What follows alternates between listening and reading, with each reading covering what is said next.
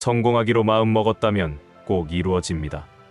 당신이 그걸 선택했으니까요.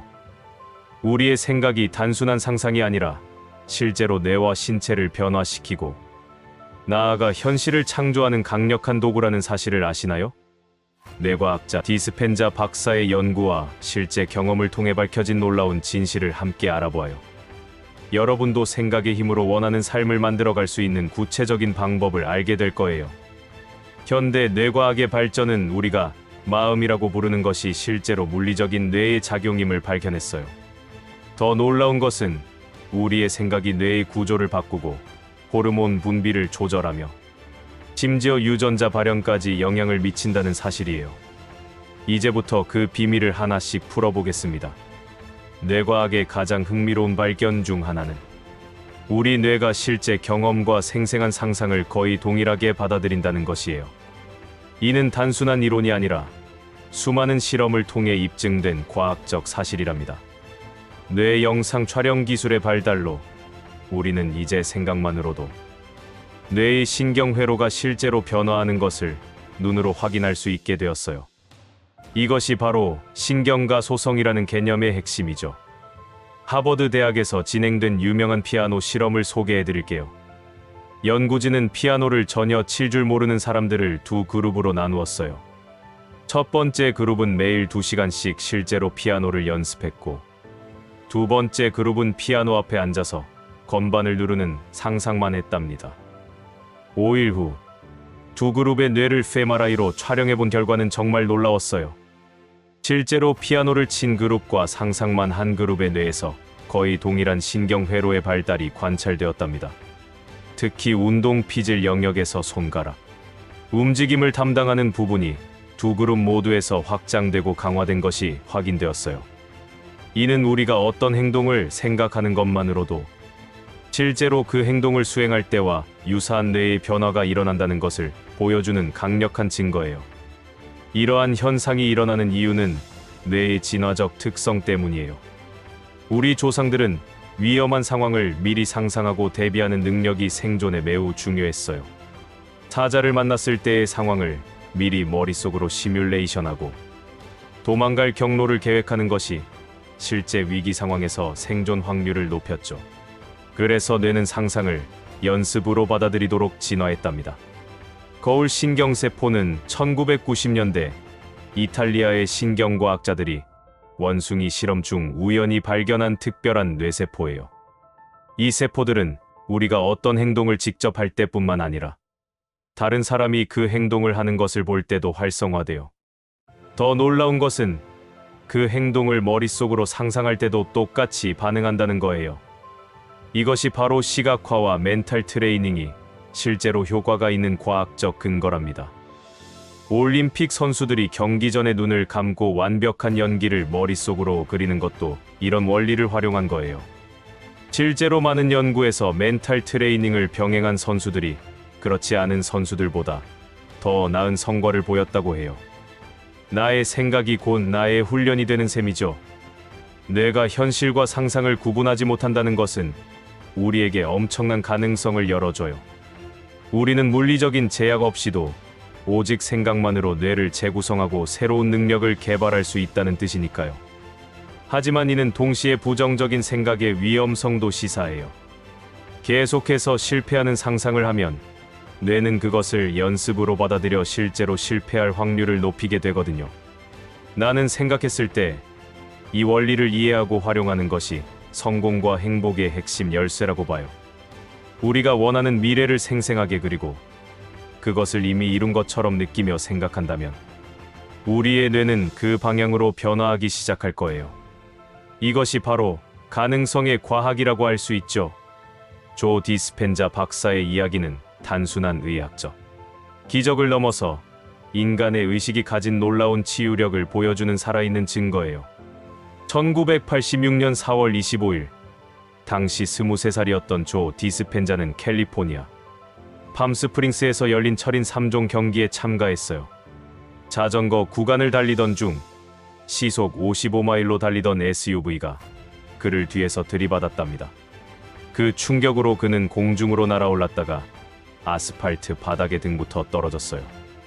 병원에서 받은 진단은 충격적이었어요. 흉추 8번, 9번, 10번, 11번, 12번과 요추 1번까지 총 6개의 척추가 압박 골절되었고, 특히 흉추 8번은 60% 이상 붕괴된 상태였답니다. 의사들은 만장일치로 즉각적인 하만 로드 수술을 권했어요. 이는 부러진 척추를 제거하고 스테인리스 스틸 막대를 삽입하는 대수술이었죠. 수술을 하지 않으면 평생 하반신 마비로 살아야 한다는 것이 의료진의 일관된 의견이었어요. 하지만 조 디스펜자는 놀라운 결정을 내렸어요. 그는 수술을 거부하고 오직 마음의 힘으로 자신을 치유하기로 결심했답니다. 당시 카이로프랙틱 의사였던 그는 신체의 자연 치유력과 의식의 힘을 믿었어요. 그의 치유 전략은 매우 구체적이고 체계적이었답니다. 매일 3시간씩 그는 자신의 척추가 완벽하게 재건되는 과정을 마음속으로 그렸어요. 그의 시각화 과정은 단순한 상상이 아니었어요.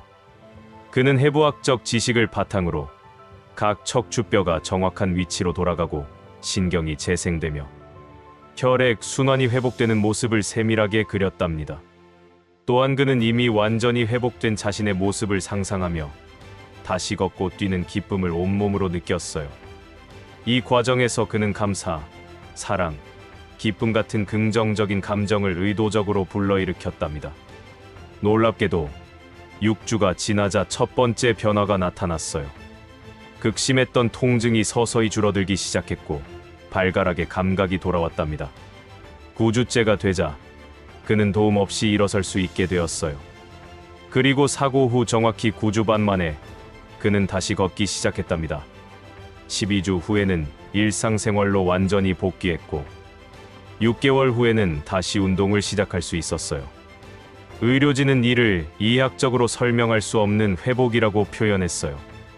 검사 결과 부러졌던 척추들이 완벽하게 재생되었고 신경 손상도 전혀 없었답니다. 이 경험은 조 디스펜자의 인생을 완전히 바꿔놓았어요. 그는 이후 신경과학, 양자물리학, 구성유전학을 공부하며 의식이 물질에 미치는 영향을 과학적으로 연구하기 시작했답니다. 그의 회복 과정에서 가장 중요했던 것은 확신이었어요. 그는 단 한순간도 자신이 회복되지 않을 거라는 생각을 하지 않았답니다. 대신 매 순간 치유되고 있다는 확신을 가지고 그 현실을 마음속에서 먼저 창조했어요. 이는 단순한 긍정적 사고가 아니라 뇌와 신체의 생물학적 변화를 이끌어내는 적극적인 개입이었답니다. 조 디스펜자 박사의 이야기는 우리에게 중요한 메시지를 전해요. 우리 몸은 우리가 생각하는 것보다 훨씬 더 놀라운 치유 능력을 가지고 있으며 의식적인 마음의 개입이 그 능력을 극대화할 수 있다는 거예요. 물론 모든 질병이나 부상을 생각만으로 치료할 수 있다는 것은 아니에요. 하지만 우리의 생각과 감정이 치유 과정에 강력한 영향을 미친다는 것은 이제 과학적으로도 입증된 사실이랍니다. 우리가 어떤 생각을 하는 순간 뇌에서는 복잡하고 정교한 화학적 반응이 일어나요. 이 과정은 너무나 빠르고 자동적이어서 우리가 의식하지 못하는 사이에 진행되지만 그 영향력은 온몸에 미치며 우리의 감정, 행동, 심지어 건강 상태까지 좌우한답니다. 현대 신경과학은 이러한 생각 화학물질 신체 반응의 연쇄 과정을 분자 수준에서 밝혀내고 있어요. 생각이 시작되면 뇌의 시상하부라는 작은 기관이 즉각적으로 반응해요. 시상하부는 우리 몸의 화학 공장이라고 할 수 있는데 여기서 생각의 내용에 따라 다양한 신경 펩타이드를 생산해요. 이 작은 단백질 분자들은 혈류를 타고 온몸으로 퍼져나가며 각 세포의 수용체와 결합해 특정한 반응을 일으킨답니다. 예를 들어 나는 실패할 거야 라는 부정적인 생각을 하면 지상하부는 스트레스 호르몬인 코르티솔과 아드레날린을 분비하라는 신호를 부신해 보내요. 이 호르몬들이 혈액에 퍼지면 심장 박동이 빨라지고 근육이 긴장하며 소화 기능이 저하되어 면역 시스템도 억제되어 질병에 취약해지죠. 반대로 나는 할 수 있어 라는 긍정적인 생각은 도파민, 세로토닌, 엔도르핀 같은 행복 호르몬의 분비를 촉진해요. 더욱 흥미로운 것은 이러한 화학물질들이 단순히 일시적인 감정만 만드는 것이 아니라는 거예요. 반복적인 생각 패턴은 특정 화학물질의 지속적인 분비를 일으키고, 이는 세포 수준에서 우리 몸을 변화시켜요. 세포의 수용체는 자주 받는 화학 신호에 더 민감해지고 그 신호를 갈망하게 되죠. 이것이 바로 부정적인 생각이 습관이 되는 생물학적 메커니즘이에요. 캔디스 퍼트 박사의 연구는 이 분야에 혁명적인 통찰을 제공했어요. 그녀는 감정이 단순히 뇌에서만 일어나는 것이 아니라 온몸의 세포가 느낄 수 있다는 것을 발견했답니다. 모든 세포에는 감정 분자를 받아들이는 수용체가 있고, 이를 통해 우리의 생각과 감정이 직접적으로 세포의 기능에 영향을 미친다는 거예요. 이는 심신일원론의 과학적 증거라고 할 수 있죠. 만성 스트레스의 예를 들어볼게요. 계속해서 부정적인 생각을 하면 코르티솔이 지속적으로 높은 수준을 유지해요. 이는 해마기억을 담당하는 뇌 부위의 신경세포를 손상시키고 새로운 신경세포의 생성을 막아요. 결과적으로 기억력이 떨어지고 우울증에 걸릴 위험이 높아지죠. 또한 텔로미어 세포 노화를 막는 DNA 말단 구조가 짧아져 실제로 노화가 가속화된답니다. 반면 긍정적인 생각과 감정은 놀라운 치유 효과를 가져와요.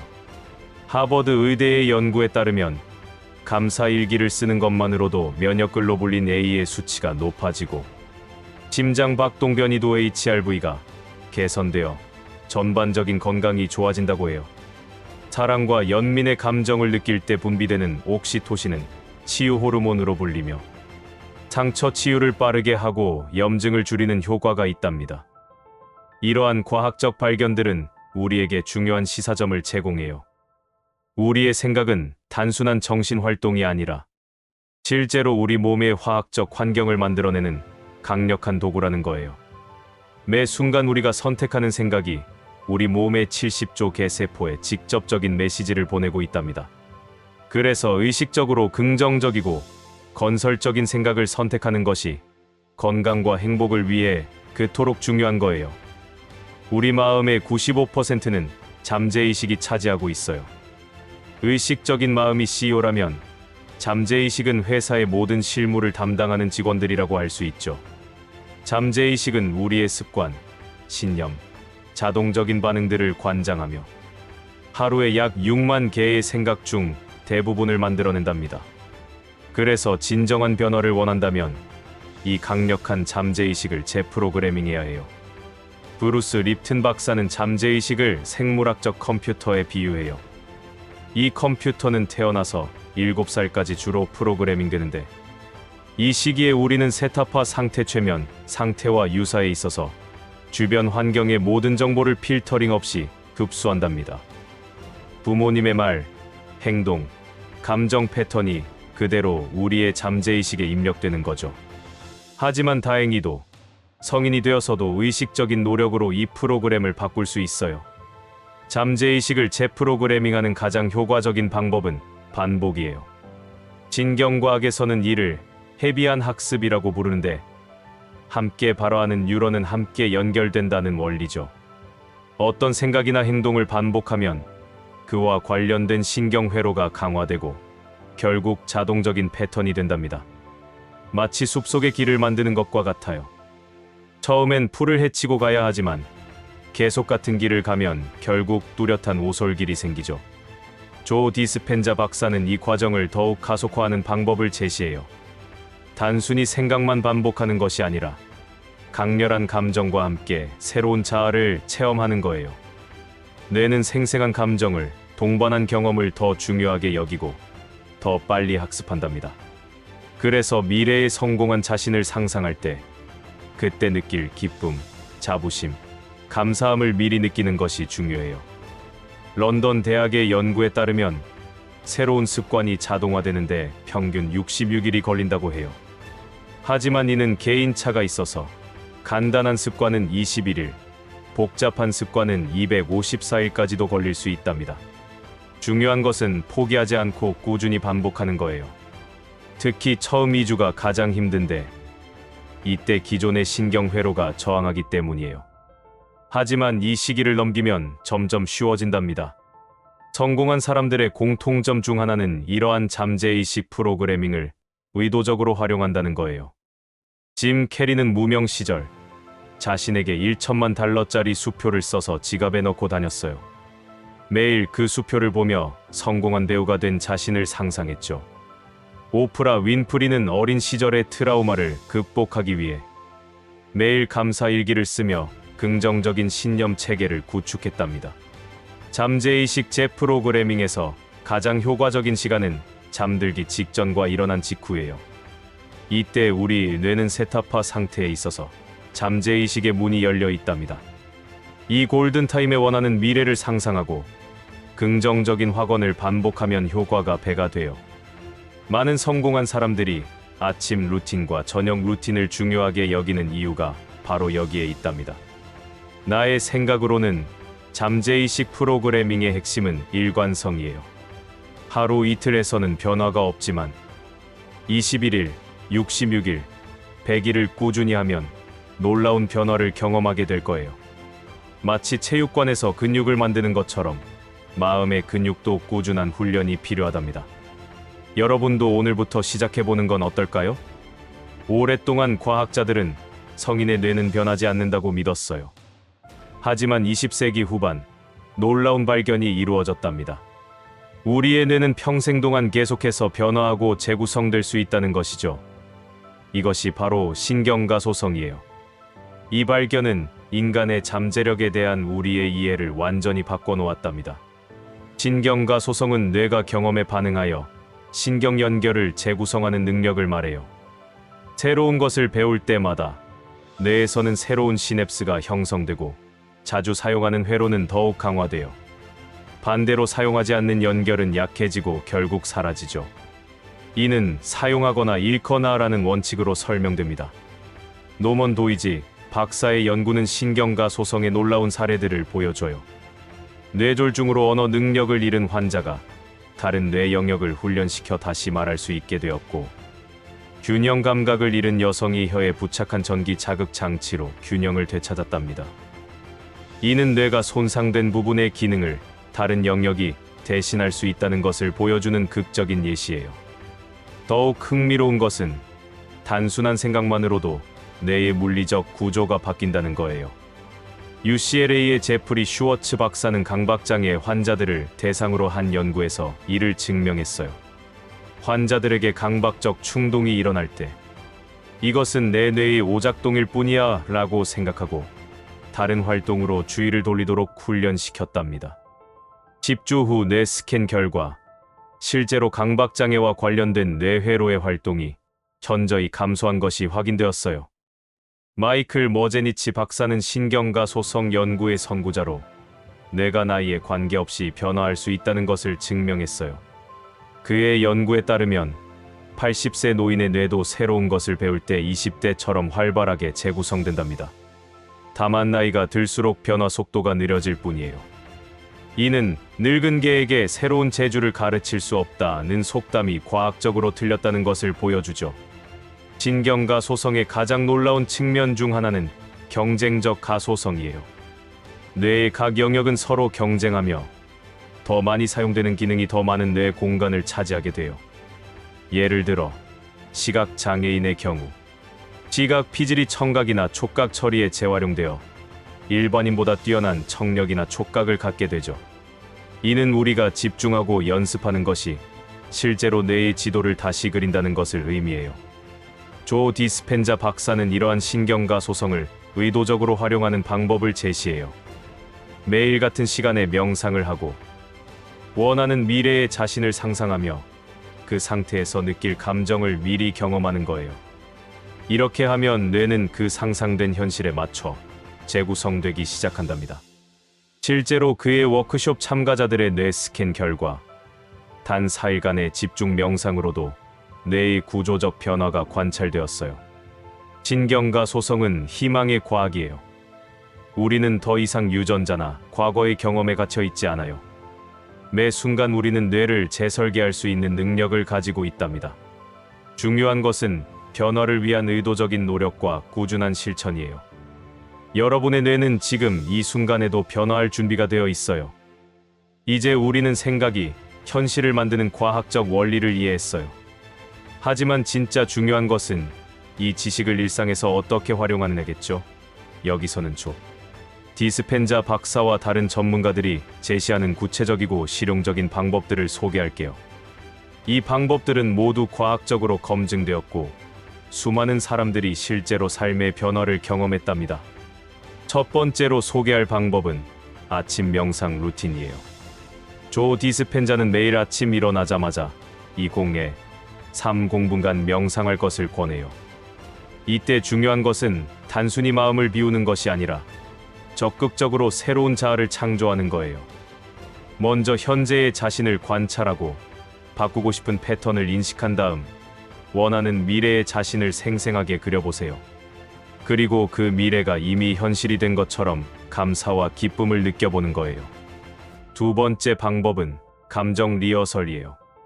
하루 중 틈틈이 5분씩 시간을 내어 성공한 미래의 자신이 느낄 감정을 미리 연습하는 거예요. 예를 들어 꿈의 직업을 얻었을 때의 자부심, 건강을 회복했을 때의 활력, 사랑하는 사람과 함께할 때의 행복감을 온몸으로 느껴보세요. 뇌는 이 감정을 실제 경험으로 받아들이고 그에 맞는 화학물질을 분비하기 시작할 거예요. 세 번째는 의식적 호흡법이래요. 호흡은 우리가 의식적으로 조절할 수 있는 유일한 자율신경계 기능이랍니다.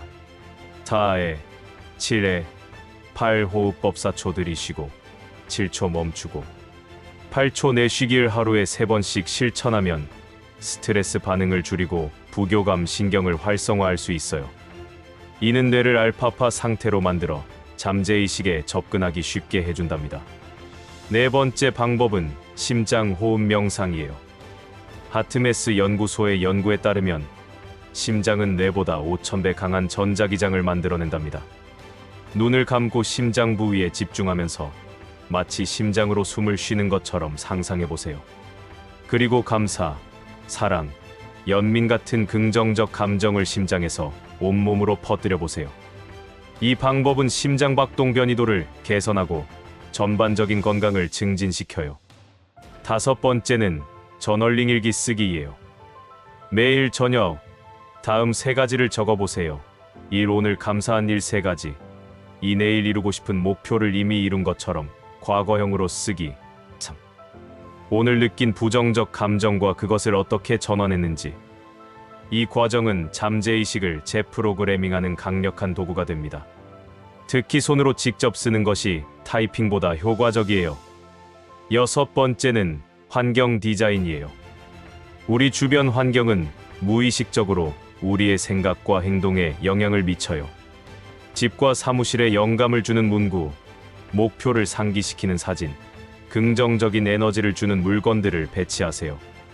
또한 부정적인 뉴스나 SNS 노출을 줄이고 성장과 영감을 주는 콘텐츠로 채우는 것도 중요해요. 일곱 번째는 몸으로 체화하기예요. 생각과 감정은 몸의 자세와 움직임에도 영향을 받아요. 매일 파워 포즈 가슴을 펴고 팔을 벌리는 자세를 2분간 유지하면 테스토스테론이 증가하고 코르티솔이 감소한답니다. 또한 웃는 표정을 지으면 실제로 기분이 좋지 않아도 뇌가 행복 호르몬을 분비하기 시작해요. 몸을 통해 마음을 바꾸는 거죠. 이 모든 방법들의 핵심은 일관성이에요. 하루 이틀에서는 큰 변화가 없지만 21일, 66일을 꾸준히 실천하면 놀라운 변화를 경험하게 될 거예요. 중요한 것은 완벽하게 하려고 하지 말고 할 수 있는 것부터 시작하는 거예요. 작은 성공이 쌓이면 더 큰 변화로 이어진답니다. 여러분의 놀라운 변화를 응원해요.